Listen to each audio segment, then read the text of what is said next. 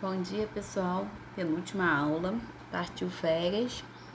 A gente vai falar hoje, a gente falou sobre as ondas eletromagnéticas, sobre a luz, né, que é uma onda eletromagnética, sobre as radiações que são utilizadas, que é a luz solar, para parte de medicina, diagnóstico. Então, são ondas eletromagnéticas.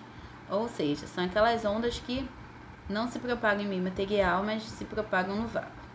As ondas sonoras, a gente vai ver que se enquadram em outra classificação, outra natureza de ondas, que são as ondas mecânicas. A gente vai relembrar um pouquinho como que elas funcionam. Então, vamos falar um pouquinho das propriedades do som, de como a velocidade do som pode variar, o que a física tem a ver com a música da parte de notas. A gente pensa que a nossa música não tem nada a ver com física, mas ela tem. Percepção do som, que é a parte de audição, né? Porque a gente só percebe o som graças ao nosso sentido de audição. Se não tiver nenhum problema, essa percepção vai ser perfeita. E a parte de volume, nível sonoro, aí eu vou falar um pouquinho de poluição sonora, que é um tipo de poluição que existe, mas que ninguém lembra. Então, aqui o som, todo mundo gosta. Então, a física, ela fala, gente, para que a gente estuda física?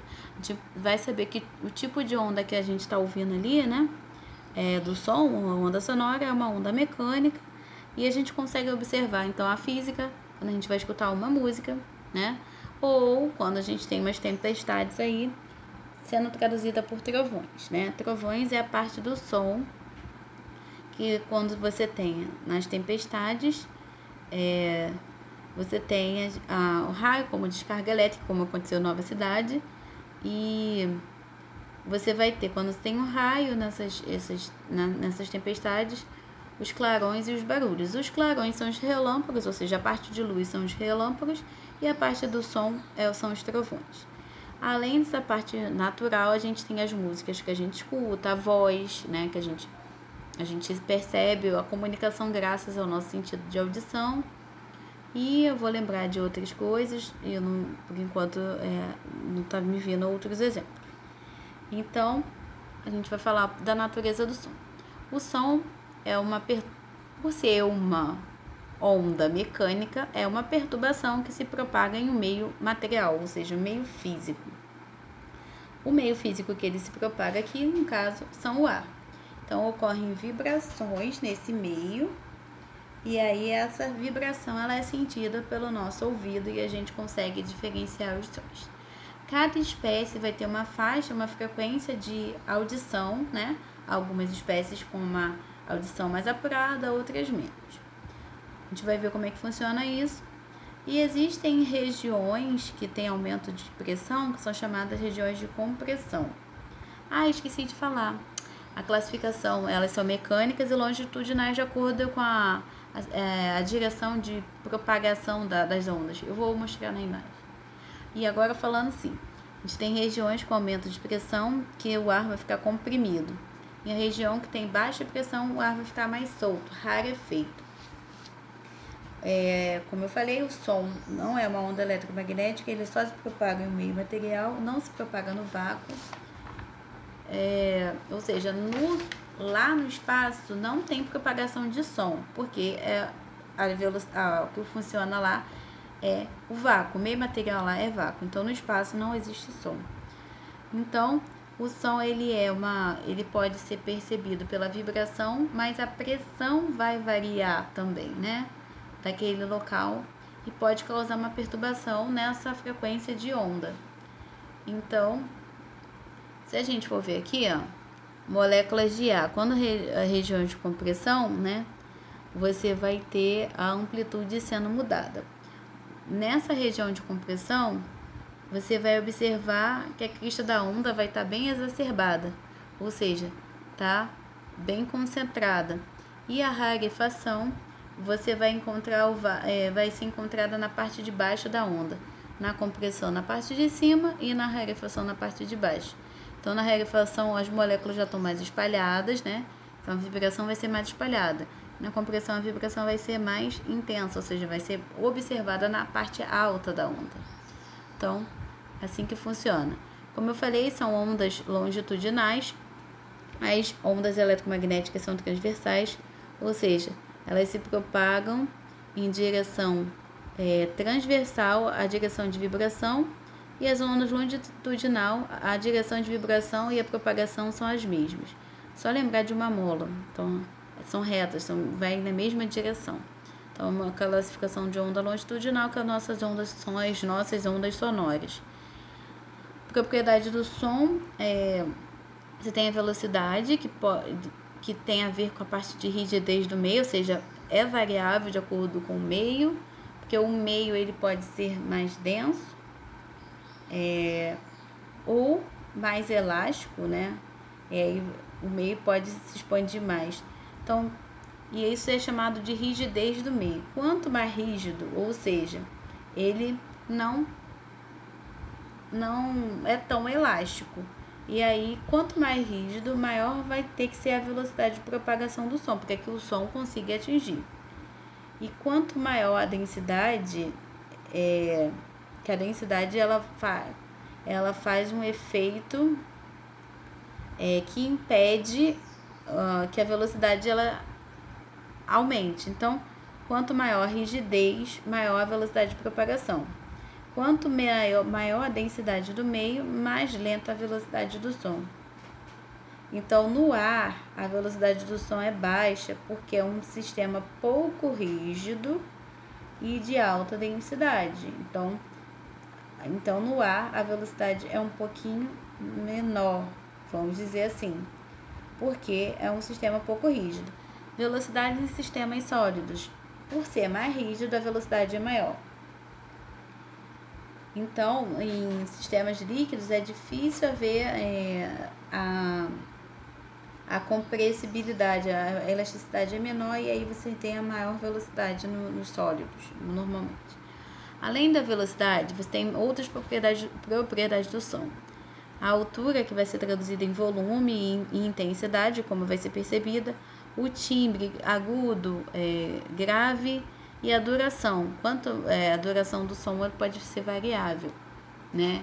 E aí tem essas outras propriedades qualitativas do som, porque essa aqui é quantitativa.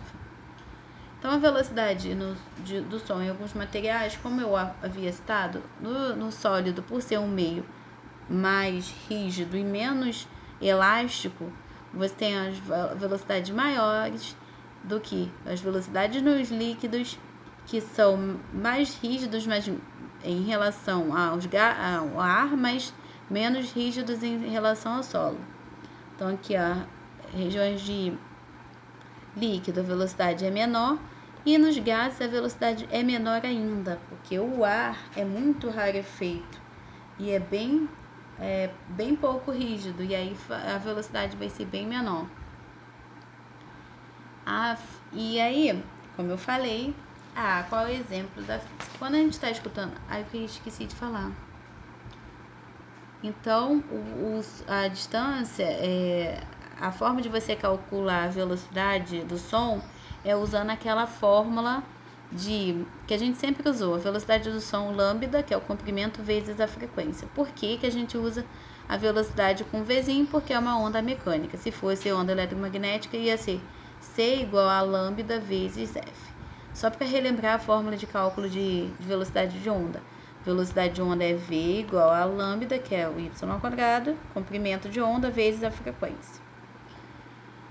E agora falando um pouco, você tem a física, né, que tem a parte de, né, quando a pessoa vai estudar música, ela estuda um pouquinho, porque a nota musical, ela é relacionada à frequência de vibração daquela onda sonora. Então, a altura de uma nota, a nota é mais alta de acordo com a faixa de frequência. Então, olha as faixas de frequência aqui. O Dó tem 264, e aí, à medida que vai avançando na escala musical, você tem a variação de faixas de frequência. Então, cada nota vai ter uma altura, porque tem uma frequência diferente. E existe uma faixa de frequência dessas notas.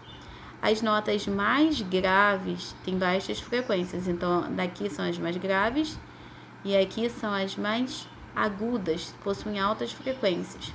Então, quando eu vi um agudo, eu sei que você vai ter uma frequência alta, a nota mais grave, normalmente baixos de rock, né?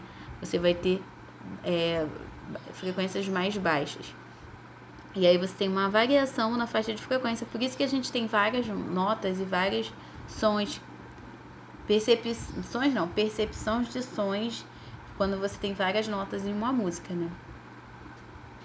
E então quando você, por exemplo, se alguém tocar por exemplo, se alguém toca violão e faz alguma nota, e aí você vai emitir essa nota musical, né? Quando você está fazendo essa nota musical, é só uma onda sonora que tem uma determinada frequência. Então, se eu pego o meu violão e faço um Ré, eu estou emitindo uma onda sonora de frequência 297.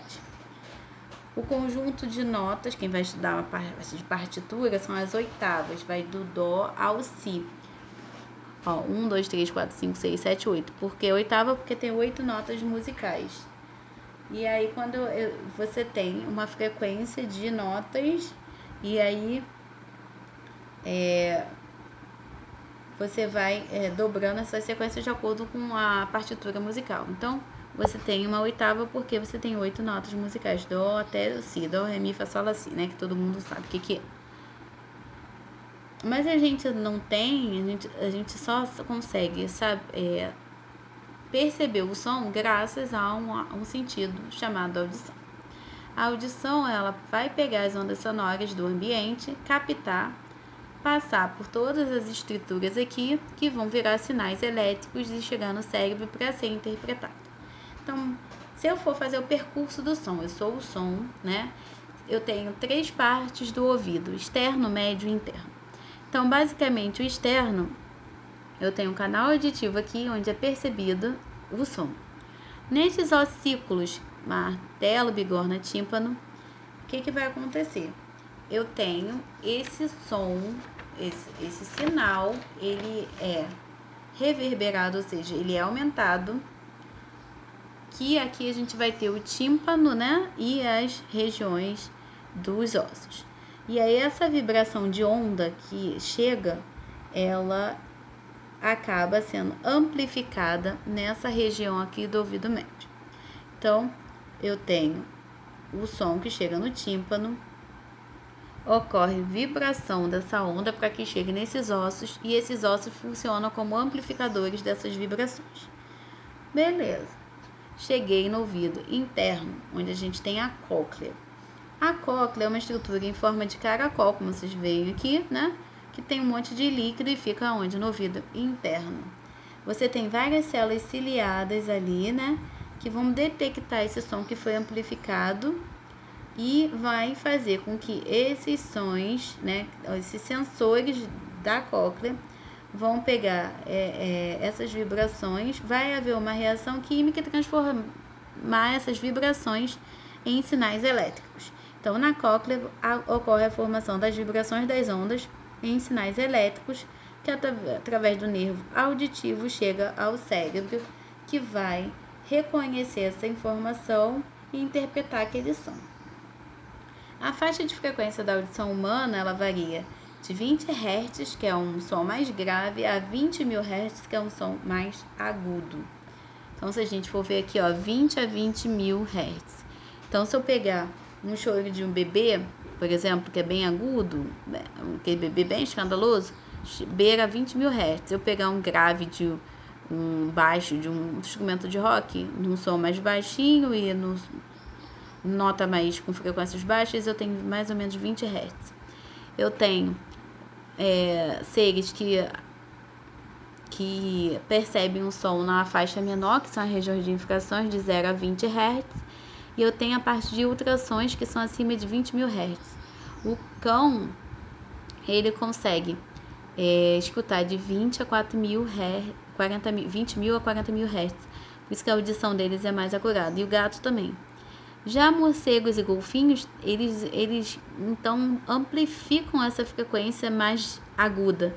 Eles pegam uma faixa bem maior, bem mais ampla, variando mais ou menos de, se eu não me engano, 20.000, acho que se eu não me engano, 5.000 Hz, 5 a 10 mil Hz até quase 160 Hz, ou seja, o golfinho escuta pra caramba, assim como o morcego. Então, assim, cada espécie vai ter uma frequência. E o nosso campo auditivo varia de 20, são os mais graves, a 20 mil Hz, são mais agudos. E eu falei que você fala assim, aumenta o som, você está mexendo com volume. O volume do som, da televisão, do celular. Isso tem a ver com a intensidade da onda sonora. E aí, é uma taxa média de variação de energia daquela onda, né? Quando passa por um meio. Então, você tem uma média dessa energia sendo traduzida pelo volume. E lembrando que a amplitude da onda sonora tem a ver com a energia dela. Então, quando eu aumento a energia, a amplitude, eu aumento a intensidade do som. Eu aumento a potência daquele som. Então, se a amplitude é a energia, quando eu aumento a amplitude, eu aumento a energia. E aumentando a energia, eu aumento a intensidade do som. O nível do som, do ruído, da percepção do ruído é a escala decibel, né? Que é uma escala logarítmica, eu esqueci até de botar a escala. Então vai aumentando, o som vai aumentando 10 decibéis quando aumenta a intensidade sonora, né? Essa ordem de grandeza aumenta com fator de 10, porque a escala logarítmica, a base é 10, né? Não sei se vocês estudam isso em matemática, mas enfim, é uma escala logarítmica, que é o decibel. Aqui é o nível sonoro, então que é a intensidade, a energia do som que a gente percebe na nossa audição, que é medida por decibel. Então, aqui, ó, os decibéis, que são as potências. No parque, na conversa, aqui são os decibéis. Banda de rock, que é bem alto. Walkman, que a gente está bem próximo do nosso ouvido. Quando decola o avião, o decibel é bem alto. E aí pode até causar uma certa dor, porque o limite da dor é até aqui e depois fica incômodo, é um ruído incômodo. Falando em ruídos incômodos, a gente tem a poluição ambiental, né, que eu não coloquei aqui. Um tipo de poluição ambiental é a poluição sonora, quando a gente tem ruídos muito intensos que podem até causar dores. Você tem ruídos quando você vai no show de banda de rock, que aquilo a longo prazo, dependendo do som e da proximidade da caixa, pode causar um desconforto.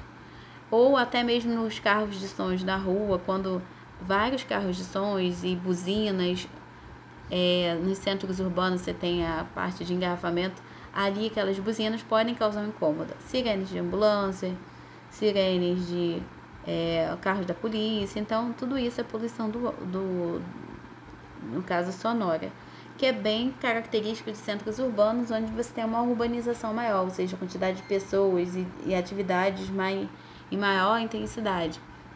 Coisas que a gente não observa muito no campo. Então, assim, em áreas mais afastadas. Então, basicamente, a aula era essa, né? Fechando a parte de ondas.